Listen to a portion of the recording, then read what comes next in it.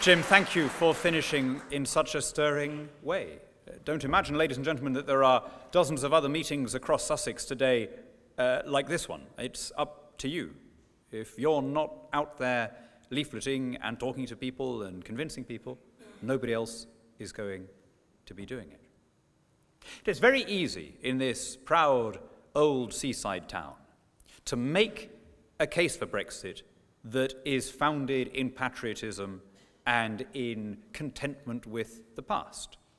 Here we are looking out over the grey waters of the Channel, what our national poet observes serves us in the office of a wall or as a moat defensive to a house against the envy of less happier lands. Here in Eastbourne we have the old remains of the Napoleonic-era fortress built when there was a previous attempt to bring Europe under the sway of a single regime.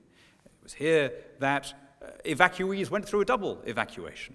Children came here from London during the Blitz, and then after the fall of France, when it was assumed that the German invasion would hit on this part of the coast, they were removed a second time. And so it's so easy, because of our geography and our venue, I could so easily stand here and make a speech in the spirit of that famous cartoon that appeared just after the fall of France of the British soldier shaking his fist into the murk on top of the White Cliffs with the caption, "Very well alone." I could stir you to rage by haranguing you for an hour about the atrocities and expenses and other abominations that we see in my place of work. And you'd all nod along. Some of you heard me do it, I can see. But all of you would nod along vigorously, and then at the end, none of you feel any better. My friends, if we're going to win this, we have to do it by offering something better.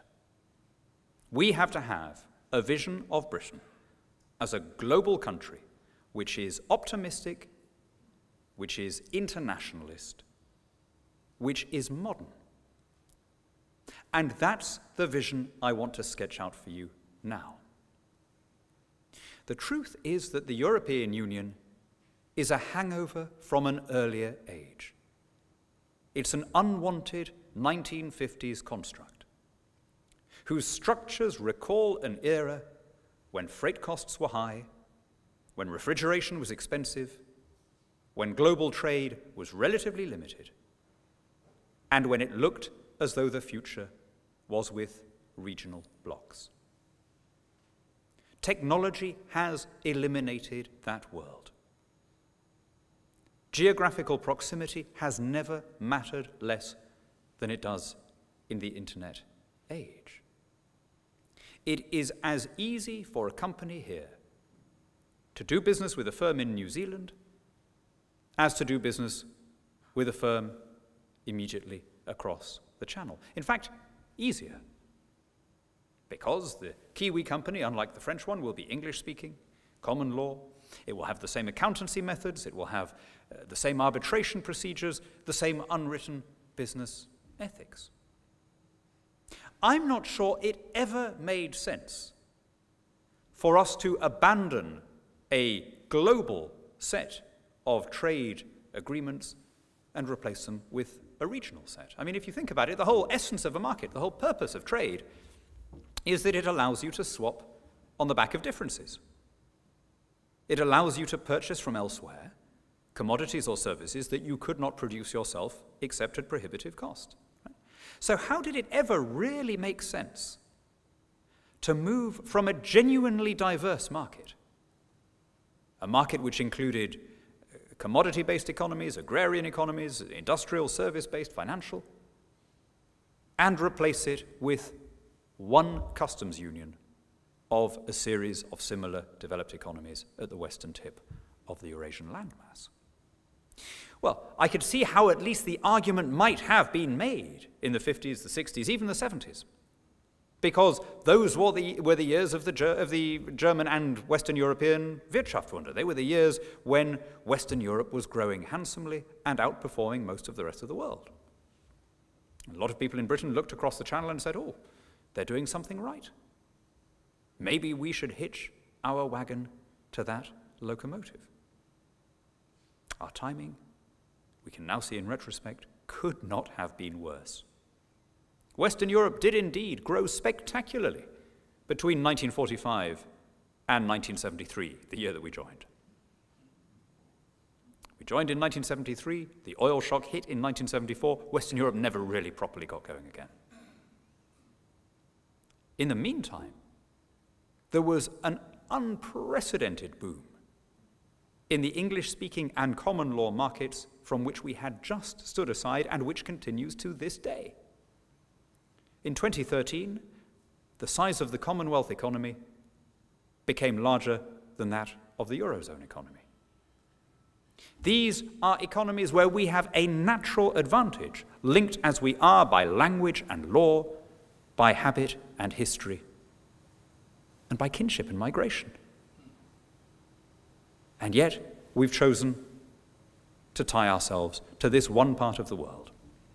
Even now, more than 40 years after we joined, I'm not sure that it's fully appreciated that on the day we joined, on the 1st of January 1973, we gave the European Commission 100% control over our trade policy. Britain does not vote or speak in the World Trade Organization. We are represented at the WTO by 1/28th of a European commissioner, who happens at the moment to be a Swedish former sociology professor. Now, as a result, we are not able to sign free trade accords with the countries where we do have natural links, and the countries which tend to be the fastest growing. Of our top 10 non-EU export destinations, Brussels has trade agreements in place with only 2, Switzerland and South Korea. There are no free trade arrangements in place between the European Union and Australia, or New Zealand, or Pakistan, or India, or Bangladesh, or the majority of Commonwealth countries in Africa, the Caribbean, or the Pacific. That's the price we paid. And the price grows every day as the world moves on. You know, we still, I think, at the back of our minds, imagine the world like one of those Mercator maps that we used to have on the wall of the geography classroom at school, you know? Europe bang in the middle. Of course, Europe isn't really bang in the middle. In order to get Europe to be in the middle on a 2-dimensional map, you have to shift the equator to give it an artificial centrality. But it's certainly not in the middle economically or politically. Just as the 18th century saw a shift in the center of gravity in the world from the Mediterranean to the Atlantic, so our generation is seeing a shift from the Atlantic to the Pacific. Now, Britain is a maritime country, a country with connections in every quarter of the world, with every continent and every archipelago, but we cannot exploit those advantages as long as we remain stuck in the world's only dwindling customs union. Every other part of the world extraordinarily has recovered, more than recovered, has flourished. But the Eurozone's economy, this is an almost unbelievable fact, is the same size that it was in 2008. Every continent in the world is growing except Antarctica and Europe. This is no place for a country like ours to find itself. The year we joined the European Union, or the countries now in the European Union, accounted among them for 36% of world GDP. Today, that figure is 17%. This is not a trade bloc we would be applying to join today. Knowing what we now know, would anyone, can you imagine any Labour or Conservative politician saying, if we were not in the European Union now, saying, this is where the future is. This is where we need to be. What's holding us in? Well, it's what the great economist Milton Friedman called the tyranny of the status quo. Oh, what a great phrase that is. Tyranny of the status quo. Not just the risk aversion, not just the bias against change to which all human beings are prone in their DNA. The tyranny of the status quo also refers to the way in which vested interests grow up around whatever happens to be the established dispensation. Think of how many people have learned how to make a good living out of the European Union as consultants, as contractors, maybe as some of the mega landowners getting money out of the CAP, or many of the NGOs, many of the charities that are now effectively pensioners of Brussels. These are going to be the people leading the pro-EU campaign. And in the forefront will be those mega corporations, those giant multinationals who have spent years and millions lobbying the EU to get rules that suit them but hurt their competitors.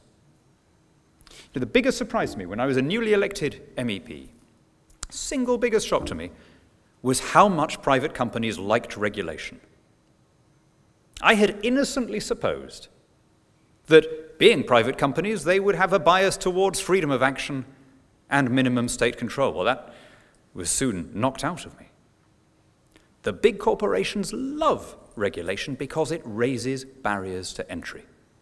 It gives them more monopoly control. It makes it harder for a small competitor to break in. If I give you just one example of hundreds that I've come across in the years that I've been working for you. The European Union some years ago banned, or in other cases restricted or made much more expensive, a number of herbal remedies and vitamin and mineral supplements. Okay? Now, opinion is divided on the efficacy of herbal remedies. Some of you in this room will think that they're far superior to conventional medicines, and others will say that they are harmless placebos. For what it's worth, my wife is in the former category and I'm in the latter. Nonetheless, she felt very strongly about this, and therefore I thought I'd better get involved.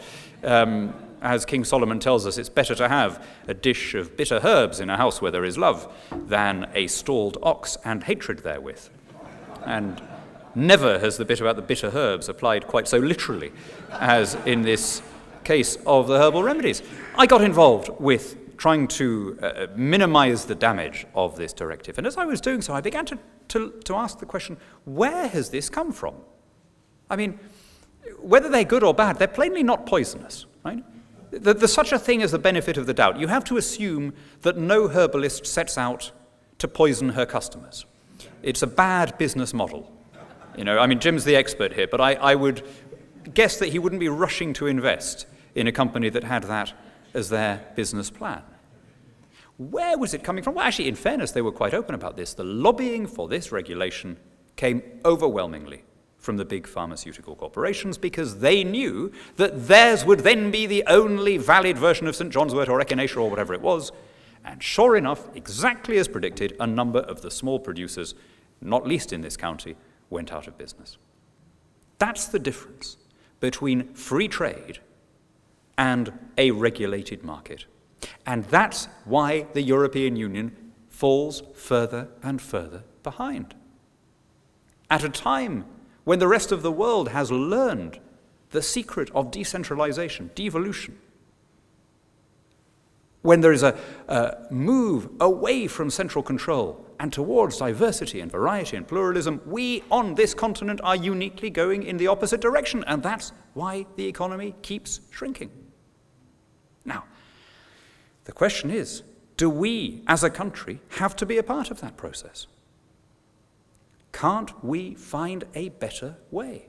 Not only be a part of it, by the way, but pay for the privilege of being a part of it. We are paying £350 million a week in order to belong to the world's only trade bloc that isn't growing. Think of what you could do with £350 million a week. I mean, I don't know about you. The human brain is not great at computing hundreds of millions, or mine isn't anyway. So let me try and contextualize that figure. £350 million a week, £50 million a day. You could build and equip a completely new NHS hospital every week in perpetuity. £350 million a week. You could give the entire country a 2/3 rebate on their council tax forever. Or you could find some combination between more spending and tax cuts. But whatever you did with it, surely it would be a more productive use than funding the lavish lifestyles of bureaucrats, which is where our money is going at present. Now, can't we do better? Right? Instead of just giving you examples of corruption and private jets and so on, just think of the positive things that we could do with £19 billion a year if we had that to spend on our own priorities. And it's not just that we pay a direct financial price. We arguably pay a higher democratic price.